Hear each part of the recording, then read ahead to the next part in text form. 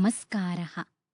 दशमीकक्षायाः मणिका इति अभ्यासपुस्तकस्य अनुशिक्षणे भवतां स्वागतम्। अधुना वयं द्वितीयाभ्यासस्य द्वितीयं भागं पठामः। अस्मिन् अभ्यासे अव्ययपदानि इति विषयं पठामः। अव्ययपदेषु कानिचित् पदानि कालबोधकानि, कानिचित् स्थानबोधकानि, कानिचित् प्रश्नबोधकानि, कानिचित् प्रकीर्णानि वा सन्ति। अधुना वयं क्रमशः एतानि अव्ययानि पठामः। सर्वप्रथमं कालबोधकानि अव्ययानि पश्यामः। पुरा, यदा तदा, अधुना, ह्यः, श्वः एतानि अव्ययानि कालबोधकानि सन्ति।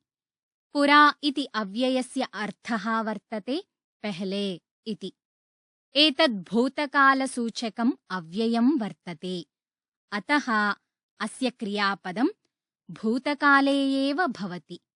उदाहरणं यथा पुरा दशरथः नाम राजा आसीत्। अत्र पुरा इति अव्ययपदं वर्तते। अतः आसीत् इति भूतकालक्रियापदं वर्तते। यदा तदा अनयोः अर्थः जब तब इति। एते द्वे अपि अव्यये युग्मरूपे तिष्ठतः।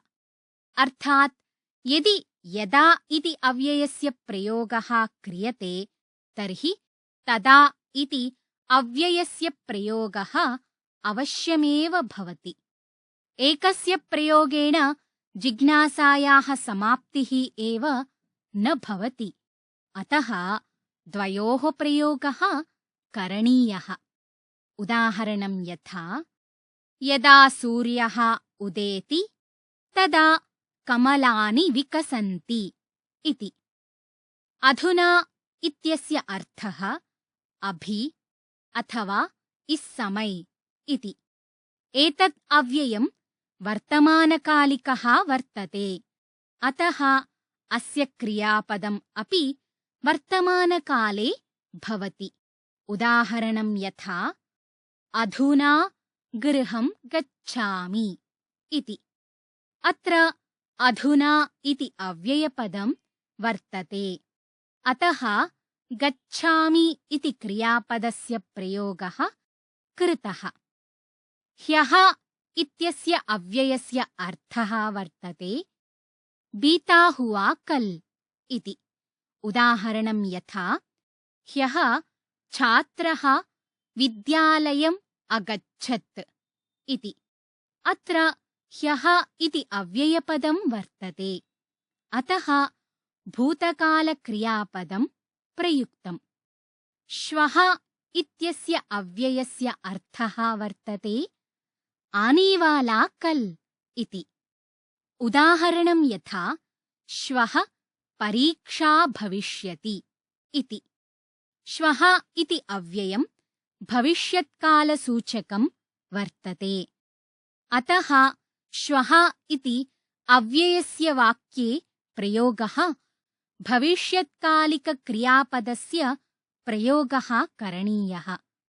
एवमेव एतानि अपि कालबोधकानि अव्ययपदानि सन्ति। अद्य, इदानीं, दिवा, सायं, चिरं, कदा, सर्वदा इत्यादयः। अधुना स्थानबोधकानि अव्ययानि पश्यामः। अत्र, यत्र, तत्र इत्येतानि स्थानबोधकानि अव्ययानि सन्ति। अत्र इत्यस्य अव्ययस्य अर्थः वर्तते यहाँ इति। वाक्यं यथा विद्यासागरा भवान् अत्र आगच्छतु इति। यत्र तत्र इत्यनयोः अव्यययोः प्रयोगः युगपत् भवति। अनयोः अर्थः भवति जहाँ वहाँ इति। वाक्यं यथा यत्र जलं भवति तत्र सस्यानि उत्तमानि भवन्ति इति। एवमेव स्थानबोधकानि अव्ययानि एतानि अपि सन्ति। कुत्र, अन्तः, बहिः, उपरि, अधः, सर्वत्र, अन्यत्र, एकत्र इति।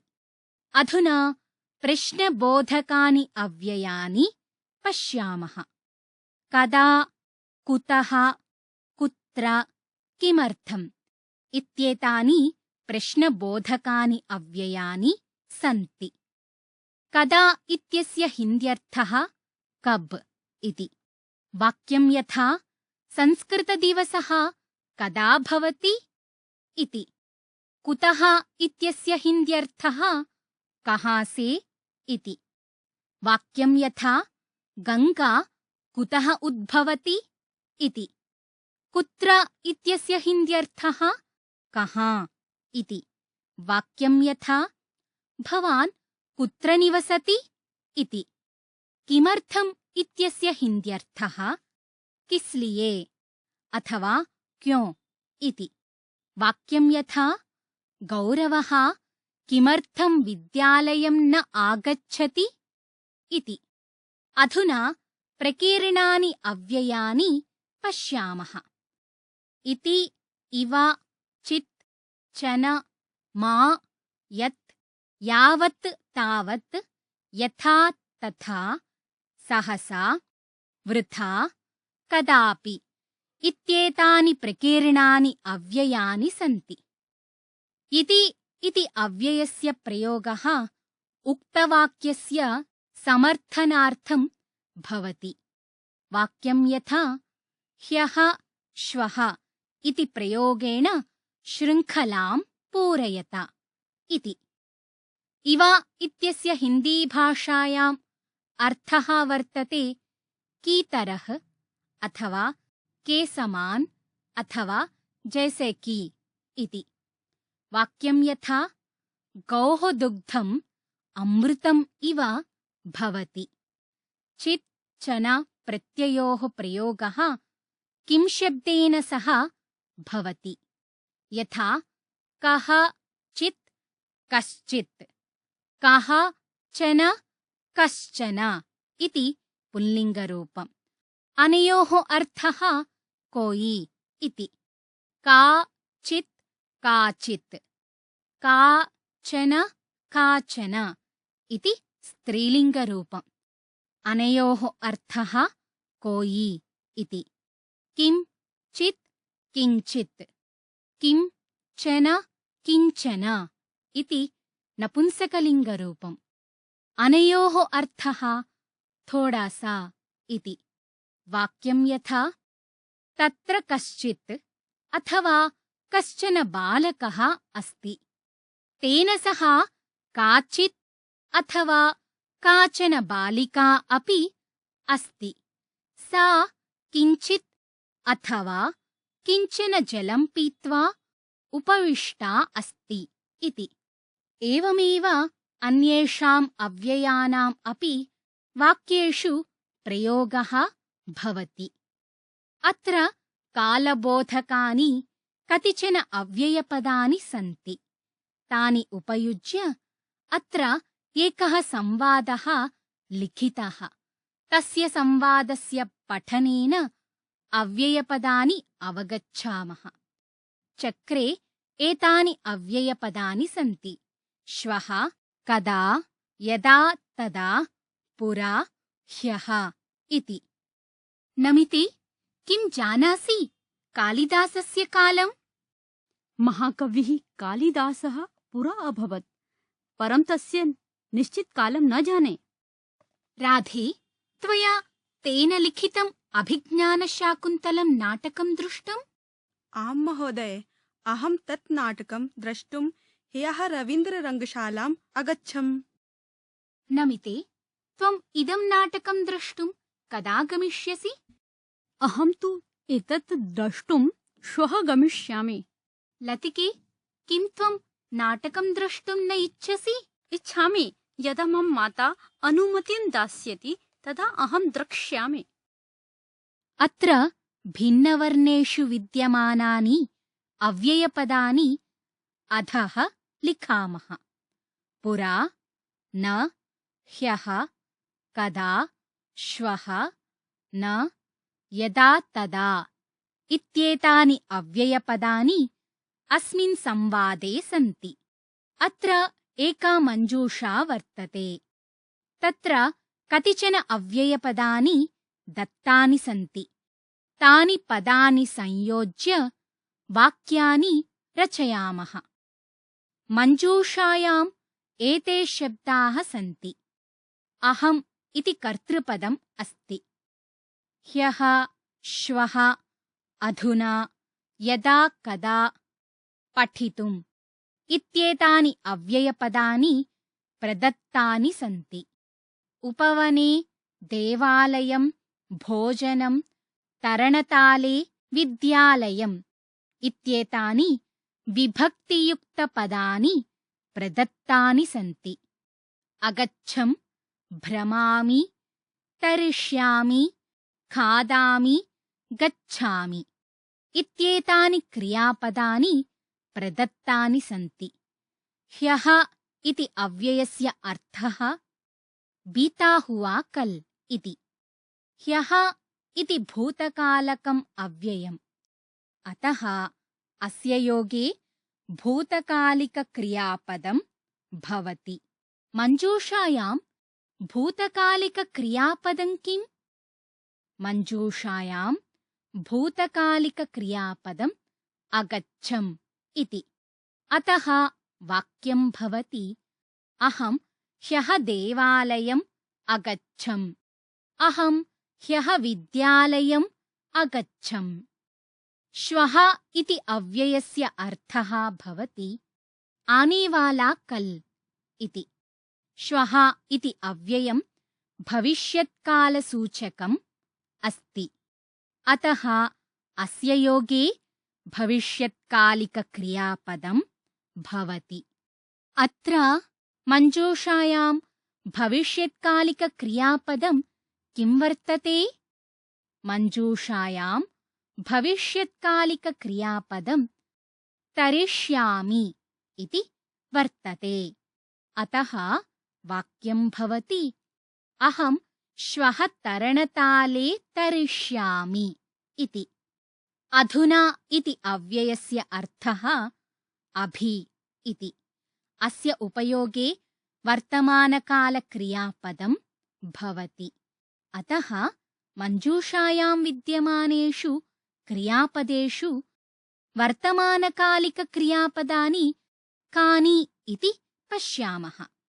अत्र भ्रमामि, गच्छामि, खादामि इति त्रीणि वर्तमानकालिकक्रियापदानि सन्ति। वाक्यानि यथा अहम् अधुना भोजनं खादामि, अहम् अधुना उपवने भ्रमामि, अहम् अधुना देवालयं गच्छामि, अहम् अधुना विद्यालयं गच्छामि इति। यदा कदा अनयोः अर्थः कभी कभार, कभी कभी इत्यपि अर्थः। वाक्यं यथा अहं यदा कदा उपवने भ्रमामि। पठितुम् इति अव्ययपदस्य अर्थः पढ़ने के लिए इति। अहं पठितुं विद्यालयं गच्छामि इति। अधुना ख-भागं पठामः। अधुना ह्यः श्वः इति प्रयोगेण शृङ्खलां पूरयामः। ह्यः इति अव्ययस्य प्रयोगः गतदिनं ज्ञातुं भवति। श्वः इति अव्ययस्य प्रयोगः आगामिदिनं ज्ञातुं भवति। अद्य इति पदस्य प्रयोगः वर्तमानदिनं ज्ञातुं भवति। यथा ह्यः रविवासरः आसीत्, श्वः मङ्गलवासरः भविष्यति इति। अस्य अभिप्रायः अस्ति यत् अद्य सोमवासरः अस्ति इति। अस्मिन् वाक्ये ह्यः श्वः इति पदद्वयम् अपि पूर्वमेव वाक्ये दृश्यते। अन्येषु वाक्येषु तथा नास्ति। अधुना वयं रिक्तस्थानानि पूरयामः। यस्मिन् वाक्ये ह्यः इति पदं पूर्वम् अस्ति चेत् रिक्तस्थाने श्वः इति पूरणीयम्। यस्मिन् वाक्ये श्वः इति पदं पूर्वमेव अस्ति चेत् रिक्तस्थाने ह्यः इति पूरयामः। यथा श्वः गुरुवासरः भविष्यति। अत्र श्वः इति अव्ययं पूर्वमेव अस्ति। अतः अत्र ह्यः इति पदं पूरयामः। ह्यः कः वासरः आसीत्? ह्यः मङ्गलवासरः आसीत् इति। अधुना वाक्यं भवति ह्यः मङ्गलवासरः आसीत्, श्वः गुरुवासरः भविष्यति। एवमेव अग्रिमेषु वाक्येषु अपि भवति। ह्यः शुक्रवासरः आसीत्, श्वः कः वासरः भविष्यति? श्वः भानुवासरः भविष्यति इति। अधुना वाक्यं भवति ह्यः शुक्रवासरः आसीत्, श्वः भानुवासरः भविष्यति इति। श्वः शनिवासरः भविष्यति इति वाक्यं वर्तते। तर्हि ह्यः कः वासरः आसीत्? ह्यः गुरुवासरः आसीत् इति। अधुना वाक्यं भवति ह्यः गुरुवासरः आसीत्, श्वः शनिवासरः भविष्यति इति। एवमेव ह्यः सोमवासरः आसीत्, श्वः बुधवासरः भविष्यति इति। अस्माभिः ध्यातव्यं यत् केषाञ्चित् अव्ययानां प्रयोगः युग्मरूपेण अपि भवति। यथा यत्र तत्र, अनयोः अर्थः जहाँ वहाँ इति भवति। एते कालवाचके अव्यये स्तः। अनयोः प्रयोगः सर्वदा युग्मरूपेण एव भवति। यथा यत्र जलं तत्र जीवनम् इति। यदा तदा, अनयोः हिन्दीभाषायाम् अर्थः वर्तते जब तब इति। एते अपि कालवाचके अव्यये स्तः। अत्र पूर्वं कारणं भवति, अनन्तरं कार्यं भवति इति। वाक्यं यथा यदा गुरुः कक्षाम् आगच्छति तदा छात्राः मौनेन तिष्ठन्ति इति। अत्र गुरोः आगमनं कारणं वर्तते। छात्राः मौनेन तिष्ठन्ति इति कार्यं वर्तते। एतादृशेषु स्थलेषु यदा तदा इति युग्मयोः प्रयोगः भवति इति। यावत् तावत् अस्य हिन्दीभाषायाम् अर्थः भवति जितना उतना इति। एते द्वे अपि कालवाचके अव्यये स्तः। अनयोः प्रयोगः तुलनां कर्तुं भवति। वाक्यं यथा यावत् महत्त्वं विज्ञानस्य वर्तते तावत् एव महत्त्वं संस्कृतस्य अपि वर्तते इति। अत्र विज्ञानस्य तुलना संस्कृतेन कृता अस्ति।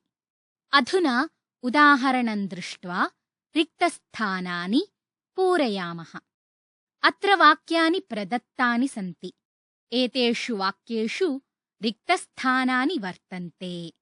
एतेषु रिक्तस्थानेषु यत्र तत्र इति अव्यययुग्मं पूरयामः।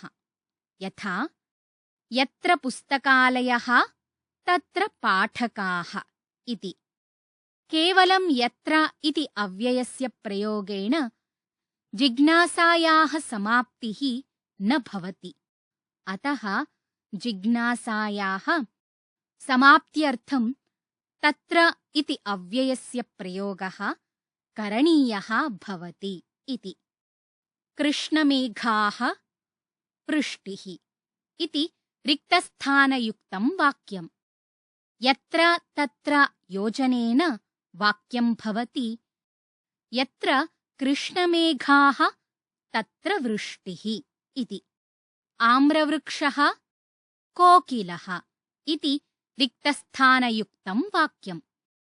यत्र तत्र योजनेन वाक्यं भवति यत्र आम्रवृक्षः तत्र कोकिलः इति। कमलानि भ्रमराः इति रिक्तस्थानयुक्तं वाक्यम्। यत्र तत्र इति योजनेन वाक्यं भवति यत्र कमलानि तत्र भ्रमराः। देवालयः भक्ताः इति रिक्तस्थानयुक्तम् अग्रिमं वाक्यम्। यत्र तत्र इति योजनेन वाक्यं भवति यत्र देवालयः तत्र भक्ताः इति। उदाहरणम् अनुसृत्य अव्ययपदैः संवादं पूरयामः। अत्र एकः संवादः वर्तते। अस्मिन् संवादे रिक्तस्थानानि सन्ति। अध्यापकः प्रश्नं पृच्छति।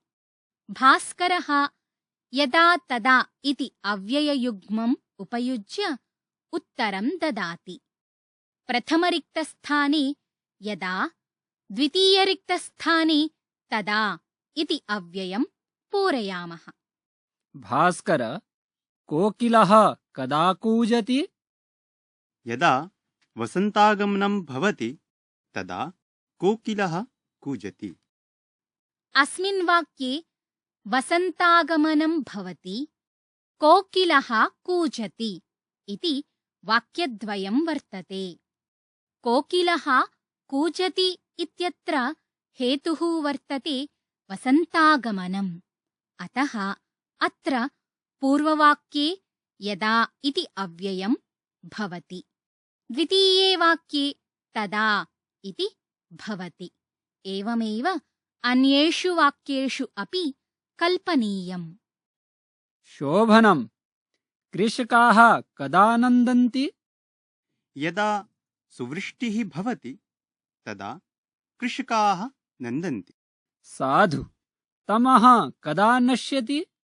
यदा भानुः उदयति तदा तमः नश्यति। अतिशोभनम्, मयूराः कदा नृत्यन्ति? यदा मेघाः गर्जन्ति तदा मयूराः नृत्यन्ति। सुष्ठु, मेघाः कदा अपसरन्ति? यदा वातः चलति तदा मेघाः अपसरन्ति। उदाहरणम् अनुसृत्य यावत् तावत् इति युग्मस्य रिक्तस्थानेषु उचितं प्रयोगं कुरुत। एतेषु रिक्तस्थानेषु यावत् तावत् इति युग्मस्य प्रयोगं कुर्मः। प्रथमे रिक्तस्थाने यावत् इति अव्ययम्, द्वितीये तावत् इति अव्ययं पूरयामः। यथा यावत् दीयते तावत् धनस्य सदुपयोगः भवति इति। परोपकारः क्रियते शरीरस्य सदुपयोगः इति। अत्र यावत् तावत् इति युग्मस्य योजनेन वाक्यं भवति यावत् परोपकारः क्रियते तावत् शरीरस्य सदुपयोगः इति। स्थास्यन्ति गिरयः, रामायणी कथा प्रचरिष्यति इति। अत्र यावत् तावत् इति युग्मस्य योजनेन वाक्यं भवति यावत् स्थास्यन्ति गिरयः तावत् रामायणी कथा प्रचरिष्यति इति। एव मार्जारः प्रविशति, सर्वे मूषकाः पलायिताः इति। अत्र यावत् तावत् इति युग्मस्य योजनेन वाक्यं भवति यावत् एव मार्जारः प्रविशति तावत् सर्वे मूषकाः पलायिताः इति। अत्र यातायातस्य चिह्नानि प्रदत्तानि सन्ति। एतैः चिह्नैः मा इति अव्ययस्य अवबोधनं कुर्मः।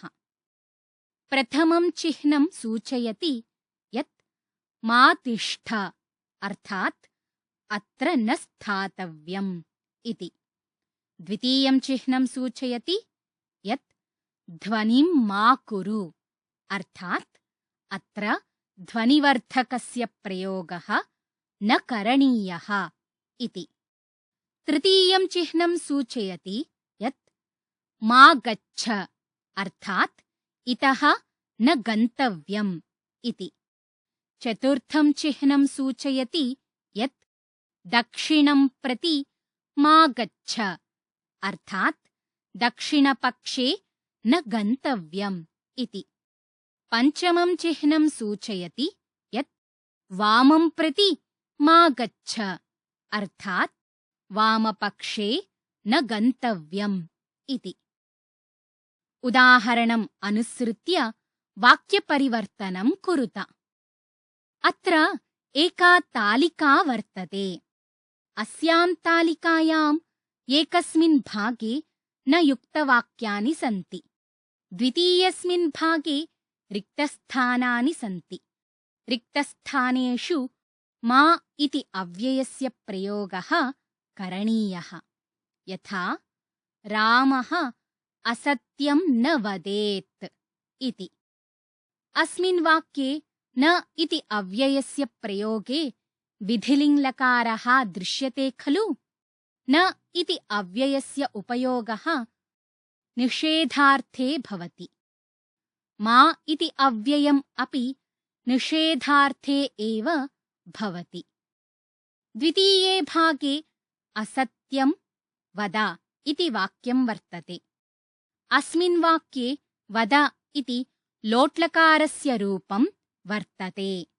अतः अस्मिन् वाक्ये मा इति निषेधार्थकम् अव्ययं भवति। अधुना वाक्यं भवति असत्यं मा वद इति। बालकः पथि न क्रीडेत्। अस्मिन् वाक्ये न इति निषेधार्थकम् अव्ययं वर्तते। पथि क्रीड रिक्तस्थाने किम् अव्ययं पूरयामः?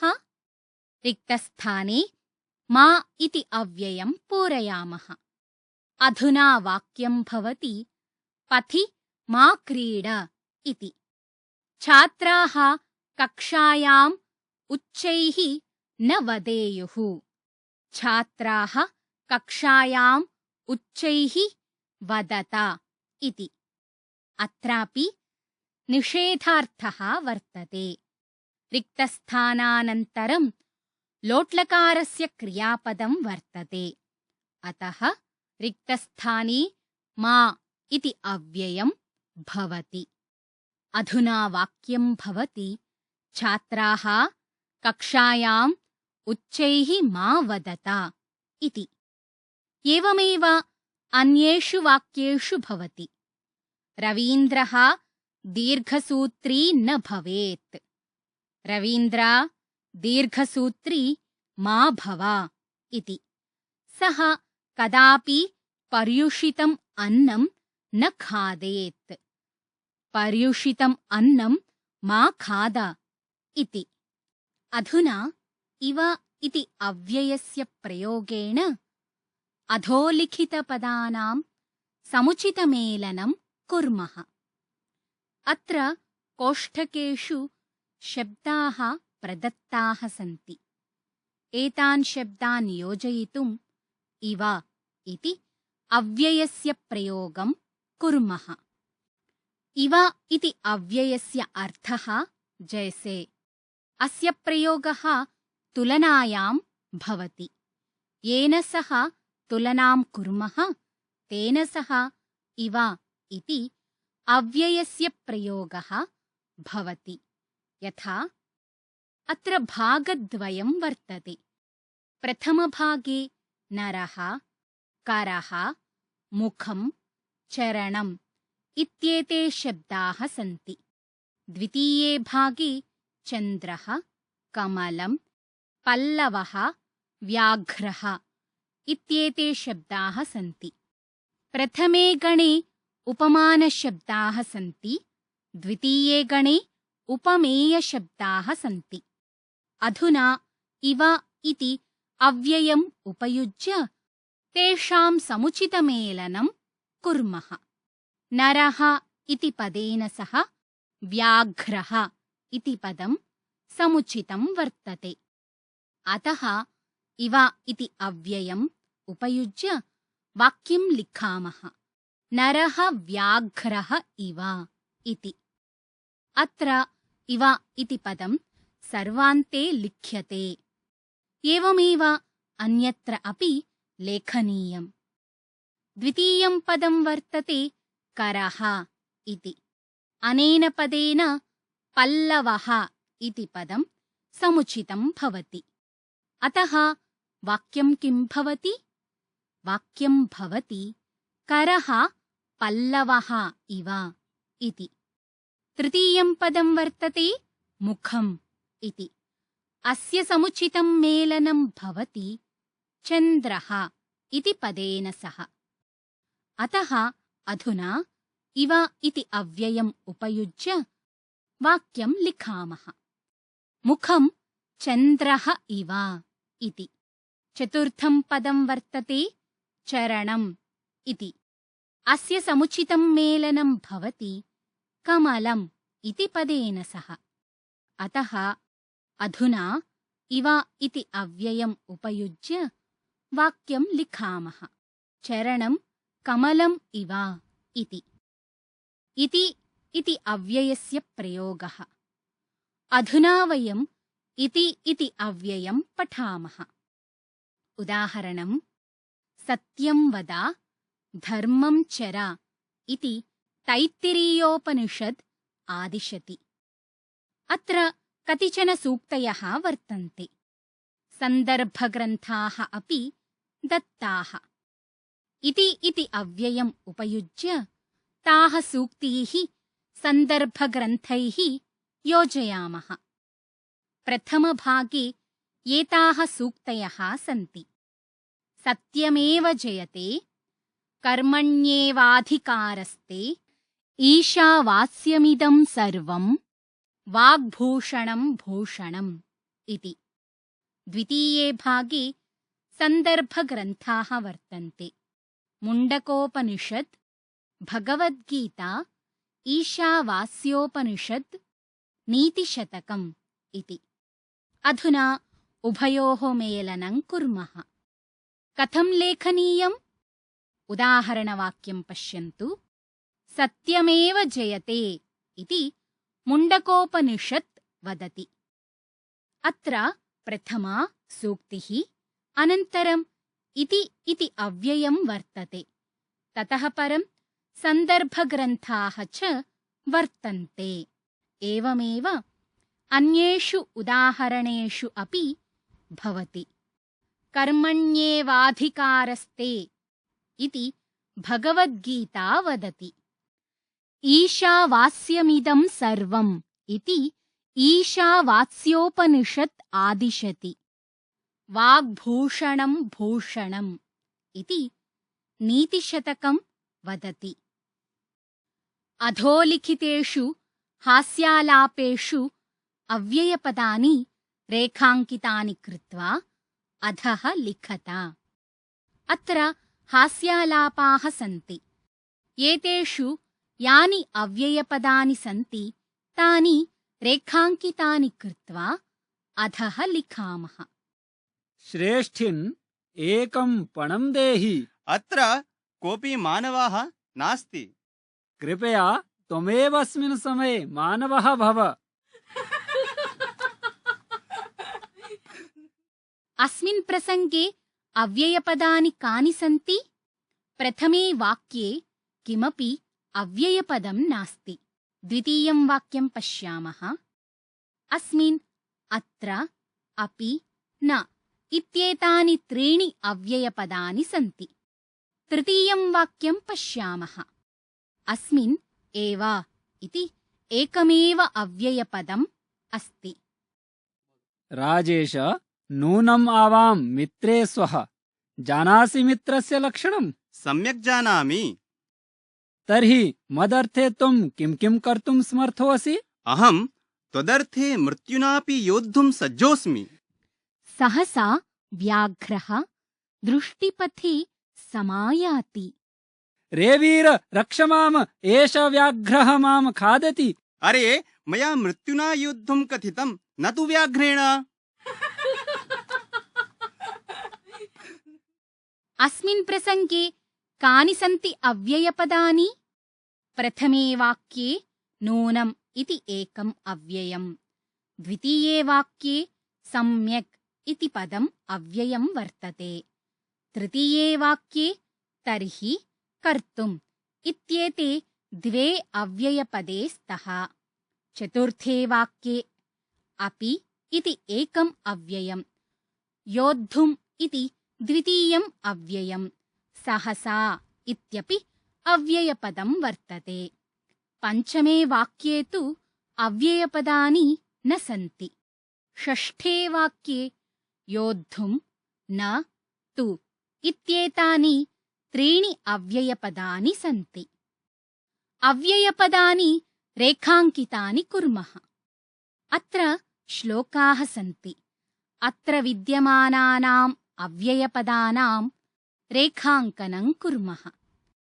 अलसस्य कुतः विद्या, अविद्यस्य कुतः धनम्, अधनस्य कुतः मित्रम्, अमित्रस्य कुतः सुखम्। अस्मिन् श्लोके कुतः इति अव्ययपदमेव वारचतुष्टयम् अस्ति। शनैः कन्था शनैः पन्थाः, शनैः पर्वतलङ्घनम्, शनैः विद्या शनैः वित्तम्, पञ्चैतानि शनैः शनैः। अस्मिन् श्लोके शनैः इति अव्ययपदमेव अत्र 7 वारम् अस्ति। त्वमेव माता च पिता त्वमेव, त्वमेव बन्धुश्च सखा त्वमेव, त्वमेव विद्या द्रविणं त्वमेव, त्वमेव सर्वं मम देवदेव। अस्मिन् श्लोके एव इति अव्ययपदं 7 वारम् अस्ति। च इति अव्ययपदं 2 वारम् अस्ति। वृथा वृष्टिः समुद्रेषु, वृथा तृप्तस्य भोजनम्, वृथा दानं समर्थस्य, वृथा दीपो दिवापि च। वृथा इति अव्ययपदम् अस्मिन् श्लोके 4 वारम् अस्ति। अपि च इति 2 अव्यये अपि श्लोके वर्तते। यावत् स्थास्यन्ति गिरयः सरितश्च महीतले, तावद् रामायणी कथा लोकेषु प्रचरिष्यति। यावत् तावत् इति अव्ययद्वयस्य उपयोगः अस्मिन् श्लोके कृतः अस्ति। श्लोकस्य अन्ते च इति अव्ययम् अपि वर्तते। एतावता अस्माभिः अधीतम्। अव्ययपदेषु लिङ्गवचनविभक्तिषु कदापि परिवर्तनं न भवति। कानिचित् अव्ययपदानि समयबोधकानि, कानिचित् स्थानबोधकानि, कानिचित् प्रश्नबोधकानि, कानिचित् च मिश्रितानि सन्ति। केषाञ्चित् अव्ययानां प्रयोगः प्रायः युग्मरूपेण एव भवति। मा इति निषेधार्थकस्य अव्ययस्य प्रयोगः लोट्लकारे भवति इति। मित्राणि, अनेन सह अव्ययम् इति द्वितीयाभ्यासः समाप्तः।